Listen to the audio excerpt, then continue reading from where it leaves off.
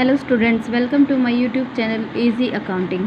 Students, आज हम class 11th के एक इम्पोर्टेंट टॉपिक की बात करने वाले हैं जिसका नाम process and bases of accounting. Students, मैं आपको फर्स्ट चैप्टर करवा चुकी हूँ मेरी पहले वाली वीडियो में। अगर आपने नहीं देखा है तो आप उसमें प्लेलिस्ट में जाकर देख सकते हैं, चेक कर सकते हैं। ये चैप्टर था फर्स्ट, उसमें मैंने अकाउंटिंग की मीनिंग एंड अकाउंट्स के बारे में काफ़ी कुछ बताया हुआ है। आप उसको अच्छे से समझ सकते हैं उसमें से।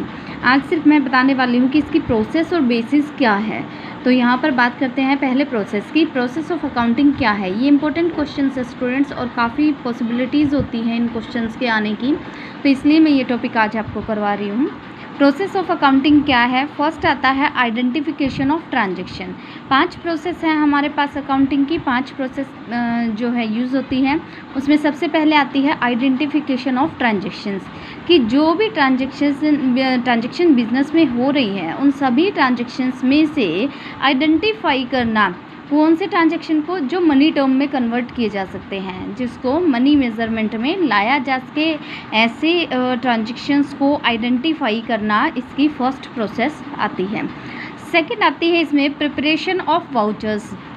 जब हम किसी ट्रांजैक्शंस को आइडेंटिफाई कर लेते हैं कि मनी टर्म में है, तो कहीं ना कहीं उसमें जो है बिल या कुछ ऐसा कुछ ना कुछ दिया या लिया होगा जिसके थ्रू हमें पता चलता है कि ये मनी ट्रांजैक्शंस हैं, उसकी आइडेंटिफिकेशन होती है। तो उसमें प्रिपरेशन क्या करना है, वाउचर्स को तैयार करना है। वाउचर्स के बारे में एक पूरी डिटेल वीडियो मेरी आगे आने वाली है जिसको आप देख सकते हैं। मैं आपको कंप्लीट उसमें टॉपिक दूंगी कि वाउचर की पूरी कंप्लीट नॉलेज आपको उसके अंदर होगी, ठीक है। तो अभी आपके लिए सिर्फ इतना समझना जरूरी कि जो हम लेन देन करते हैं तो उसमें बिल्स वगैरह जो भी होते हैं उनको इसमें शामिल किया जाता है वाउचर्स में।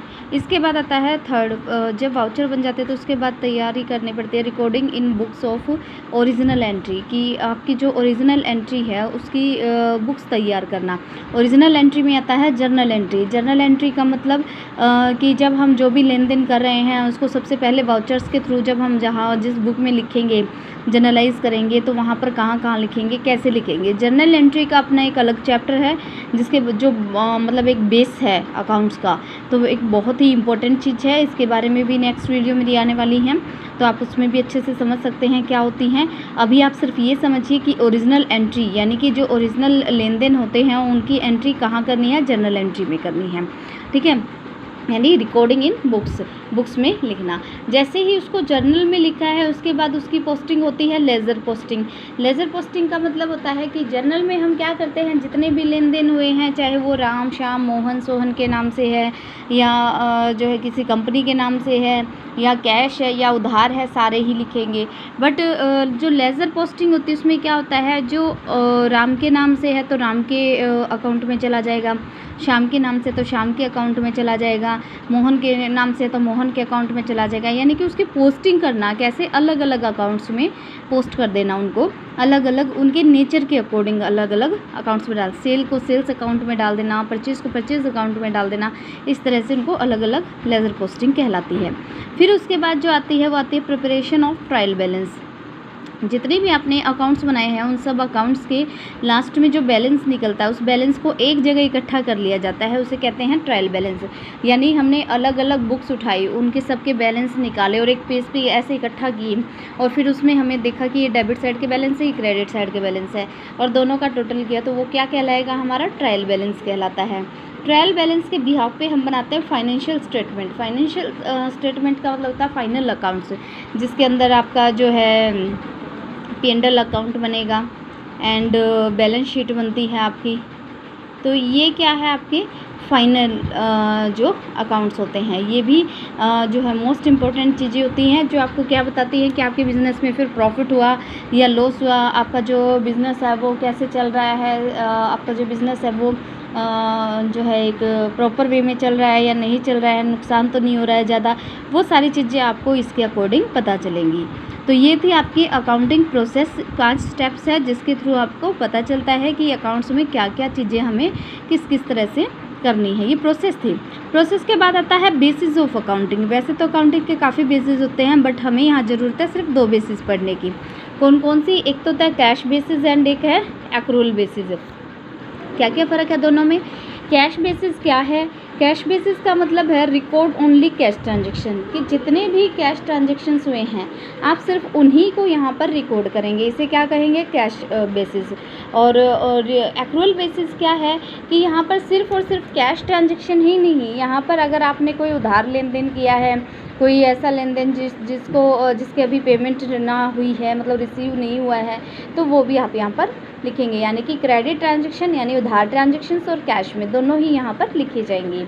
फिर आता है जो कैश बेसिस है उसमें expenses are recorded when they are received और पेड, कि जब आप किसी खर्चे को या किसी इनकम को कमाते हैं या कोई खर्चा करते हैं उस समय ही उसकी रिकॉर्डिंग होती है। जैसे मान लो आपने जो है 10,000 रुपये रेंट के दिए, तो 10,000 रुपये जो रेंट के दिए सिर्फ इसी को लिखोगे आप, ठीक है। आपने 2,000 रुपये डिस्काउंट लिया, तो ये 2,000 रुपये जो डिस्काउंट लिया सिर्फ इसी को लिखोगे आप।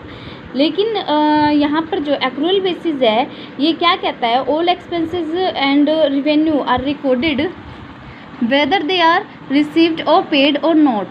जैसे अब इसमें फॉर एग्जांपल मैं आपको बताती हूँ कि मान लो 10,000 रुपये जो है रेंट के पे कर दिए जो है इस साल के, और 2,000 रुपये रेंट के पे कर दिए अगले महीने के।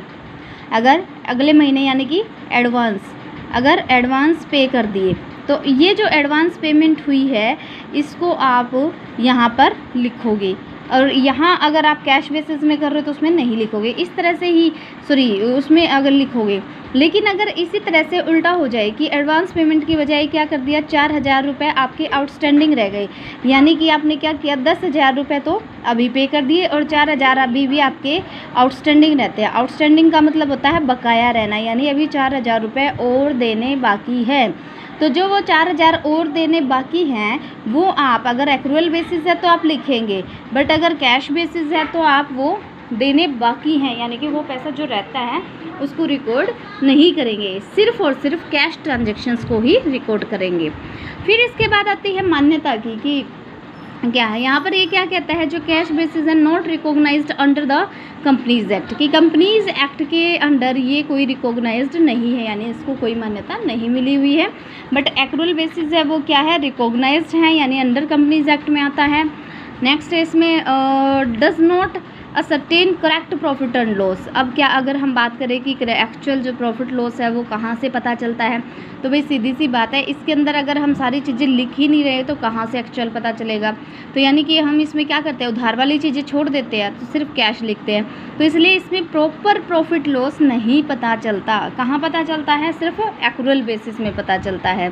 फिर है इसके अंदर सूटेबल, कहाँ किसके लिए है, ये सूटेबल है ओनली प्रोफेशनल जो होते हैं उन्हीं के लिए, जैसे डॉक्टर है, लॉयर है, यानी कि जिनका सिर्फ ना कैश का काम होता है, कैश लेन देन होता है, सिर्फ उन्हीं के लिए सूटेबल है ये बेसिस। बट एक्रूअल बेसिस जो है वो एक बिजनेस एंटरप्राइजेज होता है उन सब के लिए, क्योंकि उनको प्रॉफिट अर्न करना होता है, प्रॉफिट के लिए काम करना होता है, तो ये उनके लिए ज़्यादा सूटेबल होता है। स्टूडेंट्स, ये था आज का जो वीडियो जिसके अंदर हमने बात की थी process and bases of accounting. Please like and subscribe for my channel. Thanks for watching me.